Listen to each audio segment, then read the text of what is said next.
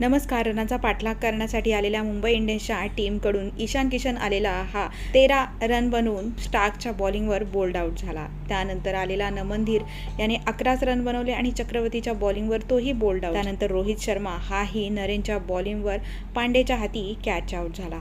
मग तिलक वर्माही एकदम 4च रन बनवले आणि चक्रवर्तीच्या बॉलिंगवर नारायणच्या हाती तोही कॅच आउट झाला. तर वडेरा यांनी सुद्धा 6च रन बनवले आणि नारायणच्याच बॉलिंगवर तोही बोल्ड आउट झाला. मग हार्दिक पांड्याही एका रनावरतीच रसेलच्या बॉलिंगवर पांडेच्या हाती कॅच आउट झाला. आणि मग खेळत असलेला सूर्यकुमार यादव यांनी 56 रन बनवले आणि रसेलच्या बॉलिंगवर सॉल्टच्या हाती तो कॅच आउट झाला. तर खेळत असलेला टीम डेव्हिड यांनी 24 रन बनवले आणि स्टार्कच्या बॉलिंगवर अय्यरच्या हाती तो कॅच आउट झाला. त्यानंतर आलेला पियुष चावला हा शून्यावरच स्टार्कच्या बॉलिंगवर नारायणच्या हाती कॅच आउट झाला. तर मग कॉडझीही 8 रन बनवून स्टार्कच्या बॉलिंगवर बोल्ड आउट झाला. तर अशा प्रकारे कोलकाता 24 रनने ही मॅच जिंकलेली आहे.